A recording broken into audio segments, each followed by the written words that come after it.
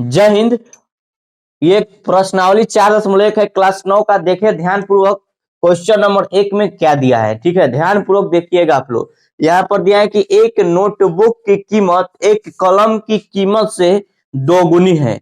तो इस कथन को आपको दो चर वाले रैखिक समीकरण में व्यक्त करना है, और आपको संकेत भी दिया है इस क्वेश्चन में कि आप नोटबुक को x मानेंगे और कलम का जो प्राइस है उसको मानेंगे y। ठीक है, तो कुछ करना नहीं है। सबसे पहले दिया है कि नोटबुक की कीमत एक कलम की कीमत से दोगुनी है, मतलब कि ये नोटबुक है और यह कलम है। ठीक है ना, बात कुछ समझिएगा ध्यान पूर्वक।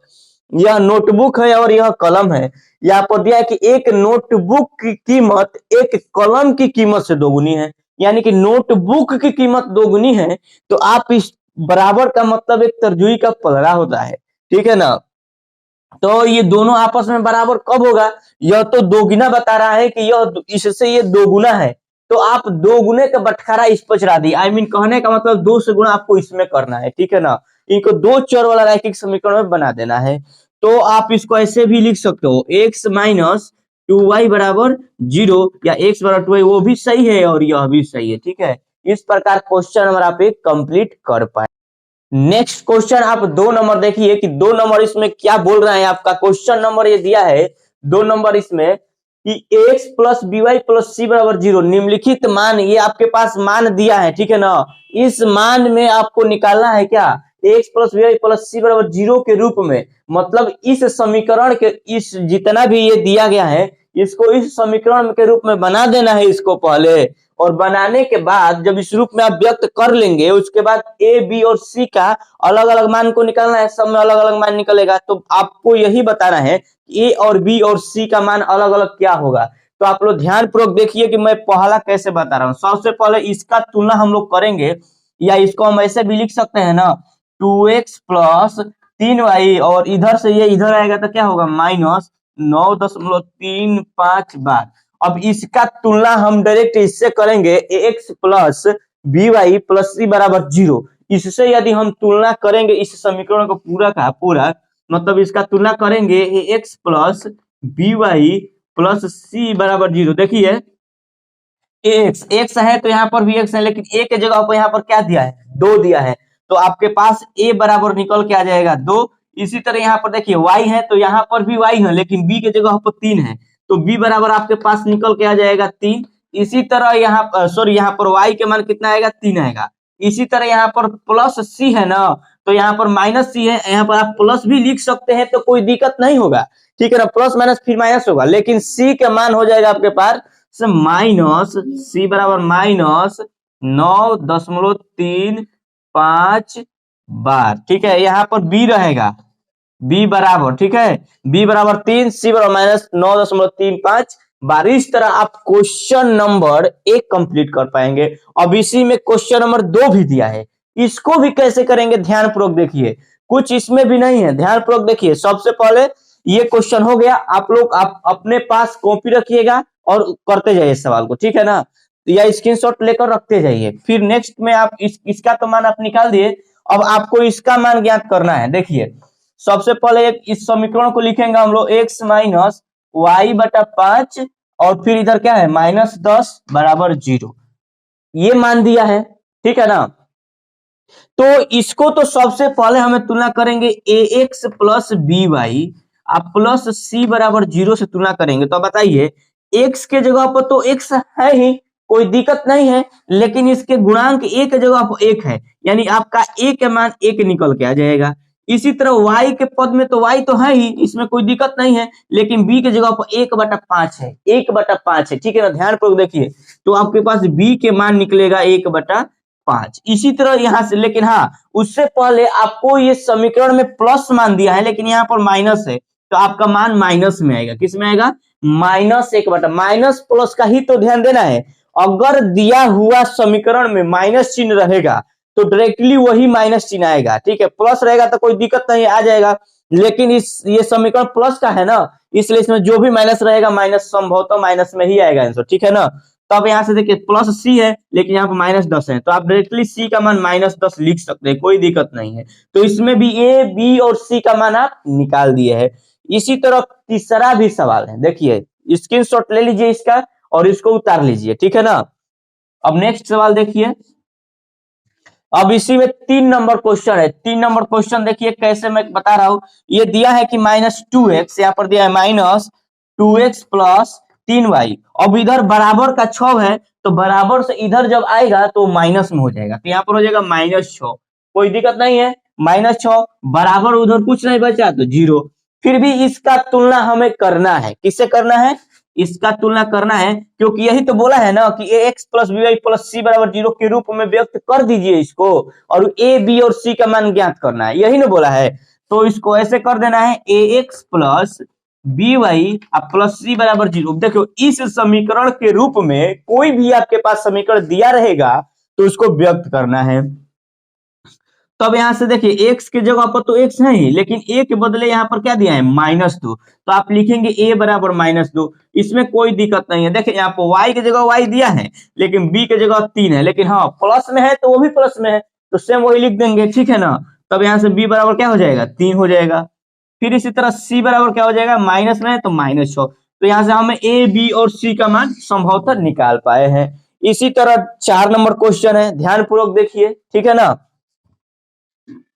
4 नंबर क्वेश्चन को आप ध्यान पूर्वक देखेंगे कि 4 नंबर में कैसे बता रहा हूं।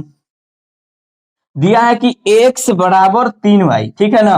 ये x बराबर 3y, तो इसको हम कैसे लिख सकते हैं, इसको ऐसे हम लिख सकते हैं ना, x माइनस 3y बराबर 0, ठीक है ना, बराबर 0। लेकिन इसमें x है y है और c नहीं है, तो c के बदले हम 0 लिख सकते हैं, कोई दिक्कत नहीं है। तो इसका तुलना हम करेंगे x plus b y plus c बराबर 0 से। यहाँ देखिए 0 लिखेंगे तो इस समीकरण में कोई अंतर नहीं होगा, फिर वही समीकरण होगा। इसी तरह यहाँ से अगर हम तुलना करेंगे तो a के मान हमारे पास 1 निकलेगा और b का मान निकलेगा -3 और c का मान निकल जाएगा 0। इस तरह a b और c का हम लोग इस समीकरण से भी मान को निकाल दिए, ठीक है ना।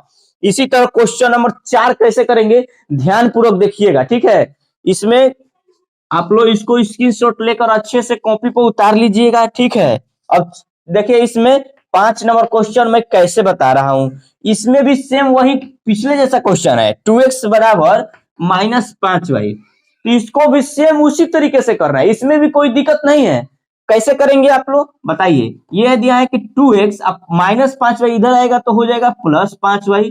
अब प्लस 0 लिखेंगे तो कोई दिक्कत नहीं होगा, बराबर 0। फिर भी समीकरण वही होगा, कोई दिक्कत नहीं है।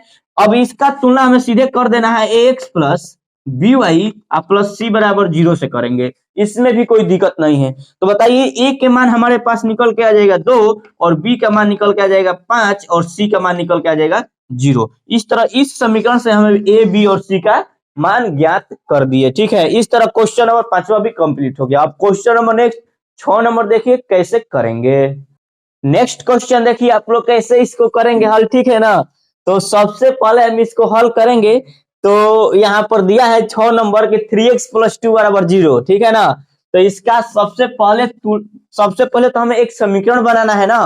किस रूप में बनाना है, देखिए यहाँ पर तो सवाल दिया है 3x प्लस 2 बराबर 0, यहाँ पर तो समीकरण दे दिया है, ठीक है ना। तो इसको सबसे पहले हमें इसको ऐसे करना है कि बताइए 3x प्लस 0y प्लस 2 बराबर 0, इस समीकरण को हम लोग ऐसे भी लिख पाएंगे, ठीक है ना, कोई दिक्कत नहीं है। बताइए 0y करेंगे तो 0 से अगर y में गुणा करेंगे तो 0 ही होगा, और 0 में फिर जोड़ देंगे तो फिर यही समीकरण आ जाएगा, कोई दिक्कत नहीं है। तो ऐसे आपको समीकरण बनाना आना चाहिए, ठीक है, मतलब आना पड़ेगा, लाना पड़ेगा, ठीक है ना। इतना समीकरण बनाकर आपको लाना पड़ेगा, तभी आप इसका तुलना कर पाएंगे। किस समीकरण से, इस समीकरण से x plus b y plus c बराबर 0, इससे ना तुलना करना है। तब देखिए, तब हमें x की जगह तो x है ही, लेकिन a के बदले क्या है 3 है, तो a बराबर 3 हो जाएगा। देखिए y की जगह पर y है ही, ठीक है ना, और b बराबर क्या हो जाएगा 0, b बराबर हो जाएगा आपके पास 0। इसी तरह c की जगह पर 2 आ जाएगा, c बराबर क्या हो जाएगा 2। इस तरह a b और c का मान इस समीकरण से प्राप्त कर पाएंगे, ठीक है ना, कोई दिक्कत नहीं है इसमें, ठीक है। उम्मीद करता हूं आप लोगों को समझ में आ गया होगा, अगर नहीं भी आ रहा है तो कमेंट कीजिएगा, हो सकता है मैं अच्छे से तरीके से बता सकूं, ठीक है। तो नेक्स्ट क्वेश्चन में इसमें आपका 7 नंबर देखिए, ध्यान पूर्वक देखिएगा कैसे होगा ये क्वेश्चन, ठीक है ना। और वीडियो को बिल्कुल भी स्किप मत कीजिएगा, क्योंकि अगर वीडियो स्किप कर देंगे तो आप कुछ नहीं समझ पाएंगे। ध्यान पूर्वक देखिएगा, सबसे पहले ये बड़ी अहम बात है, वीडियो को स्किप करना ही नहीं है। तब यहाँ पर दिया है कि y माइनस 2 बराबर 0। अब इसको आप ax प्लस by आप प्लस c के रूप में कैसे बनाएंगे इस समीकरण को, ठीक है, ध्यान पूर्वक देखिएगा मेरे भाई। तो सबसे पहले हम इसको 0x plus y, 0x plus y minus 2 बराबर 0, देखिए 0x करने से तो 0 हो ही जाएगा और 0 में ये जोड़ेंगे तो सिर्फ यही समीकरण आएगा, कोई दिक्कत। मैं 0 इसलिए ले लिया क्योंकि इस समीकरण को हमें ax plus by plus c बराबर 0 के रूप में बनाना था। तो तुलना करें तो इससे करना है, तो x से x है ही लेकिन a बराबर 0 मिल जाएगा आपके पास, y है ही लेकिन b बराबर आपके पास इसके सामने एक रहता है गुणा, तो एक हो ही जाएगा, कोई दिक्कत नहीं है। और यहाँ पर c बराबर हो जाएगा -2, इसलिए a b और c का मान इस समीकरण से भी आप निकाल दे। इसी तरह नेक्स्ट 8 नंबर में भी आप निकाल पाएंगे, ठीक है ना। तो ध्यान पूर्वक देखिए कि आप 8 नंबर में कैसे निकालेंगे। देखिए यहाँ पर 8 नंबर दिया है, ठीक है ना, क्या दिया है 8 नंबर, देखिए B33 में दिया है आपके पास 5 बराबर 2x, 5 बराबर 2x। तो आप घबरा जाएंगे कि ये कैसे होगा, लेकिन घबराना नहीं है, इसको ये बहुत ही आसान है, इसमें घबराना क्या है, कुछ नहीं घबराना है। कैसे करेंगे हम लोग, पता इधर आएगा तो -2x, इधर आएगा तो -2x, और फिर ये तो इधर है ही तो +5 रहेगा ही क्योंकि प्लस में है ही, और इधर हो जाएगा 0, कुछ नहीं बचा तो 0। समझ में आया ना। जब 0 बच गया तो इसको हम ऐसे भी लिख सकते हैं -2x प्लस 0y प्लस 5 बराबर 0, क्योंकि 0y करेंगे तो 0 और उसमें जोड़ेंगे तो 0 में किसी भी संख्या में जोड़ते हैं तो वही संख्या रहता है, कोई दिक्कत नहीं रहता है। तो इसका तुलना करेंगे ax plus by plus c बराबर 0 से तुलना करेंगे, कोई दिक्कत नहीं है इसमें, ठीक है ना। आप लोग अगर अच्छे से समझेंगे, वीडियो बिल्कुल स्किप नहीं करेंगे तो आपको समझ में आ ही जाएगा, कोई दिक्कत नहीं है। तो अब a बराबर आपके पास -2 आएगा, देखिए तो x की जगह पे x है ही लेकिन a की जगह पे -2 है। इसी तरह y की जगह पे y है ही लेकिन b बराबर यहाँ पर 0 है, तो यहाँ पर हो जाएगा b बराबर 0 और c की जगह पर 5 है तो c बराबर क्या हो जाएगा 5। इस तरह a b और c का मान आप संभवतः निकाल दिए है, ठीक है ना। तो अब देखिए आप लोग यदि अच्छे से, इसका अध्याय खत्म हो गया ना, इसमें क्वेश्चन देखिए इस अध्याय में आपका टोटली कंप्लीट हो गया, ठीक है क्वेश्चन। अगर आप लोग मेरे चैनल पर नए हैं तो मेरे चैनल को सब्सक्राइब कर लीजिए और जितने भी बच्चे को हो सके आप अधिक से अधिक शेयर कर दीजिए लिंक को मेरे, क्योंकि और बच्चे भी जान सके। और इसी चैनल, एक यही चैनल है जिस पर मैं लगातार कंटिन्यू 9 वाले बच्चों को सारे वीडियो में डाल दिया हूँ, ठीक है, आप लोग देख लीजिएगा।